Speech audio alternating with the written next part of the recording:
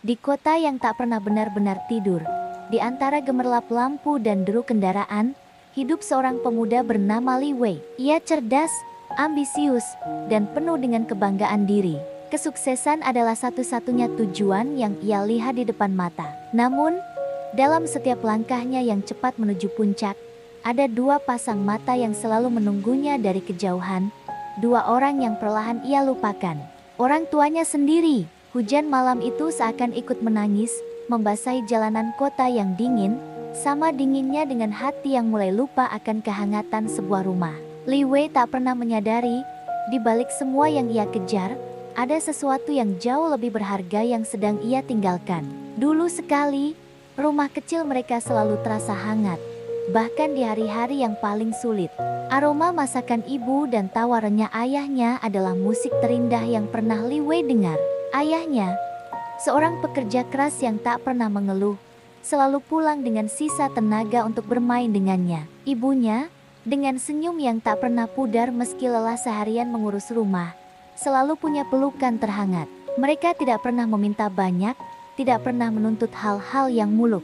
Doa mereka sederhana, terucap tulus setiap malam, asal kamu bahagia dan jadi orang baik, Nak. Itu sudah cukup bagi kami. Rumah itu adalah dunianya, penuh cinta tanpa syarat. Seiring waktu berlalu, Li Wei tumbuh menjadi seorang remaja dengan mimpi yang membumbung tinggi. Dunia di luar rumah kecilnya tampak begitu luas dan menjanjikan.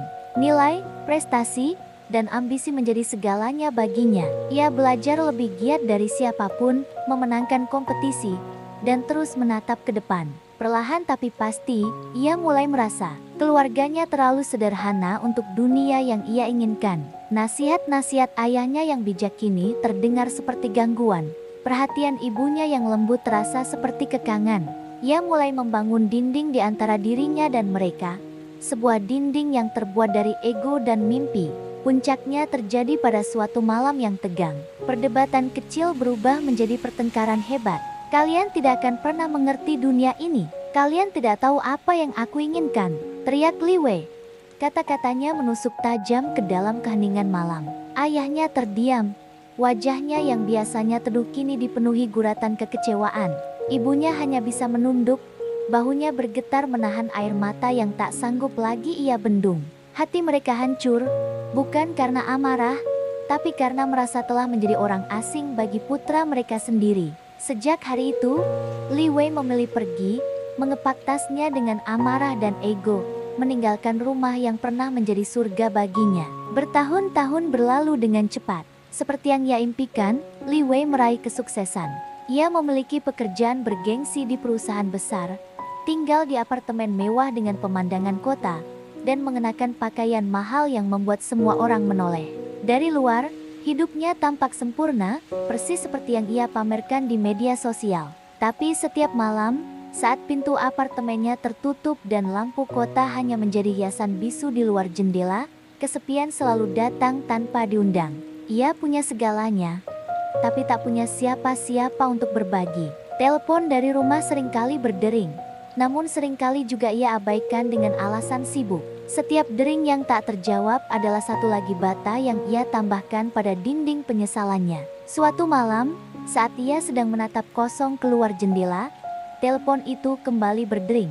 Nomor yang sama, nomor yang sudah lama tak ia simpan namanya. Biasanya, ia akan membiarkannya begitu saja. Tapi entah kenapa, malam itu jarinya tergerak untuk menjawab. Namun, bukan suara lembut ibunya yang menyapa. Di seberang sana, suara kerabatnya terdengar bergetar, menahan sesuatu yang berat. Hanya ada dua kata yang terucap, tapi cukup untuk membuat seluruh dunia Li Wei runtuh seketika. Li Wei, pulanglah. Suara itu gemetar, penuh dengan duka yang tak terucap. Dan untuk pertama kalinya setelah bertahun-tahun, hatinya merasakan takut. Takut yang sesungguhnya. Perjalanan pulang terasa seperti perjalanan terpanjang dalam hidupnya. Setiap kilometer yang ia tempuh terasa seperti menariknya lebih dalam ke jurang penyesalan. Saat Li Wei akhirnya tiba, rumah itu terasa begitu berbeda.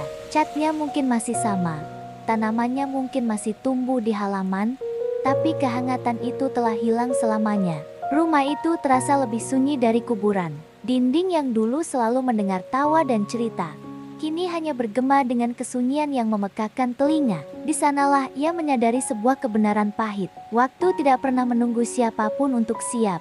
Tidak pernah memberi kesempatan kedua bagi mereka yang terlambat. Orang tuanya telah pergi tanpa sempat mendengar satu kata maaf yang tertahan di tenggorokannya selama bertahun-tahun. Pergi tanpa sempat merasakan pelukan terakhir dari putra yang dulu begitu mereka banggakan. Di depan foto mereka yang tersenyum damai, Li Wei berlutut. Seluruh kekuatan yang menopangnya selama ini seakan lenyap. Kemewahan, jabatan, dan semua pencapaian duniawinya terasa tak ada artinya. Dan untuk pertama kalinya dalam hidupnya yang penuh kebanggaan, egonya runtuh sepenuhnya, hancur berkeping-keping menjadi debu penyesalan yang tak akan pernah bisa ia sapu bersih. Di dalam kamar lamanya yang penuh kenangan, ia menemukan sebuah kotak usang. Di dalamnya, ada sepucuk surat yang kertasnya sudah mulai menguning. Tulisan tangan ibunya yang ia kenali. Anakku Li Wei, jika suatu hari kamu membaca surat ini, mungkin kami sudah tidak ada lagi di sisimu. Kami hanya ingin kamu tahu, kami selalu bangga padamu, bahkan di saat-saat kamu tak pernah kembali. Jangan pernah salahkan dirimu. Hiduplah dengan baik dan berbahagialah. Tangis Li Wei pecah tanpa suara. Setiap kata dalam surat itu terasa seperti ribuan jarum yang menusuk hatinya. Ia memeluk surat itu erat-erat, berharap bisa merasakan kehangatan tangan ibunya sekali lagi. Tapi yang ia rasakan hanyalah dinginnya kertas dan penyesalan yang terlalu terlambat.